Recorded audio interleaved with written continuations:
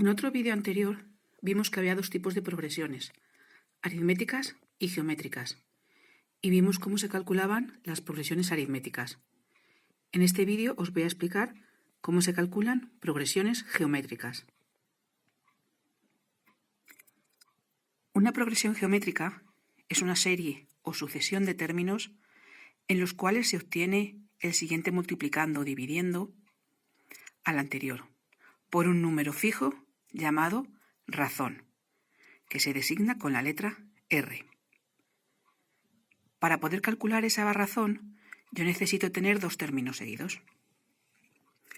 En una progresión teníamos el primer término a su 1, a su 2, a su 3, a 4, a 5, así infinitos hasta que llegábamos al penúltimo, que era a n-1, y el último a sub n. Para calcular la razón necesito tener dos términos seguidos y hacer la división entre ellos. A sub 2 entre a sub 1, o a sub 3 entre a sub 2, a sub 4 entre a sub 3, a 5 entre a 4, a 52 entre a 51, es decir, a n entre a n menos 1. Por ejemplo,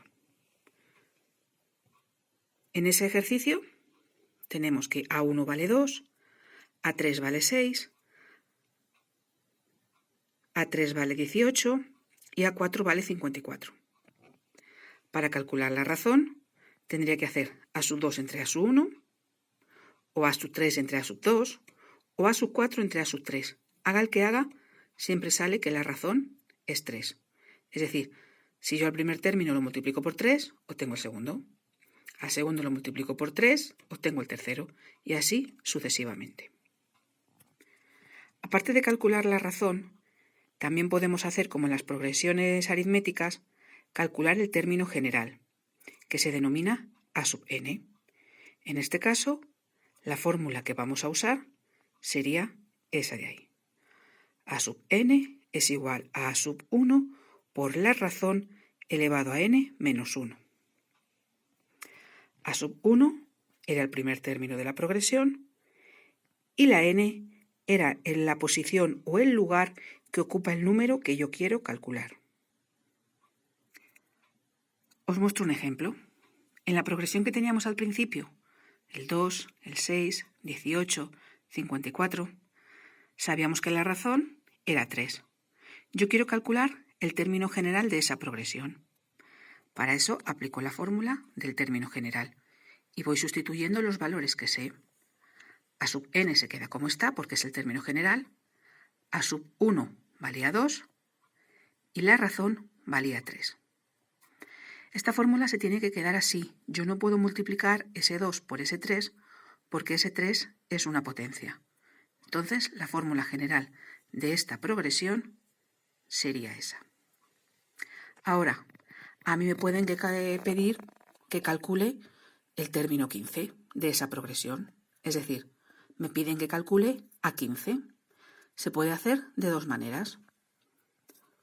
O usando la fórmula general, donde pone a sub n poner a 15, a sub 1 sabíamos que era 2, la razón era el 3, en este caso como es el término 15, la n vale 15.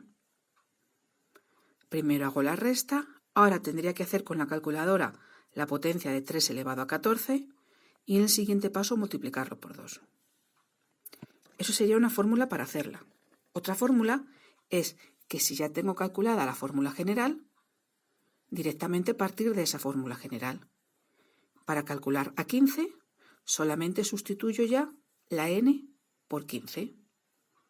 Hago la potencia y hago la multiplicación. Y ya tendría las dos formas para calcular el término a 15. Pero aparte de calcular la razón y la fórmula del término general, yo puedo calcular la suma de los n términos de una progresión aritmética. Es decir, una suma finita. Me dicen de cuántos términos tengo que calcular esa suma. Y en este caso lo puedo hacer dependiendo de los datos que me den con dos fórmulas. Una fórmula sería esa, a sub 1 menos a sub n por r partido de 1 menos r, o a sub 1 por 1 menos r elevado a n partido de 1 menos r. Con estas dos fórmulas no hace falta que yo calcule los 30 o 40 términos de la progresión y luego los sume. Directamente voy a la fórmula que yo necesite dependiendo de los datos que me den y calculo directamente el valor de la suma.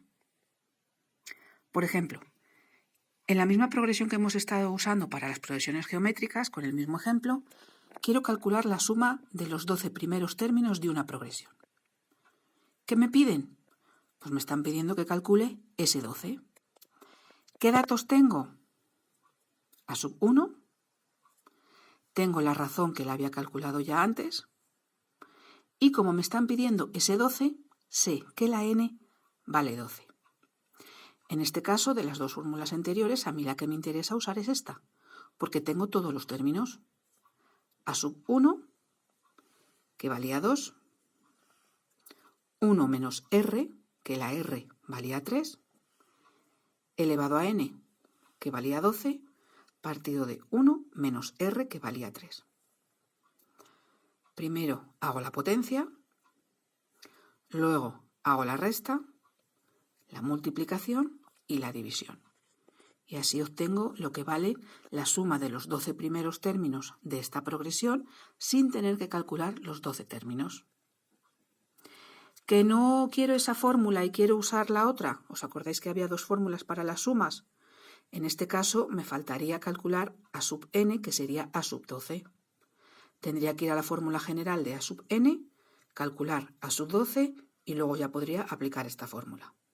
Por eso siempre depende de lo que te den en el ejercicio, usarás o esta o esta.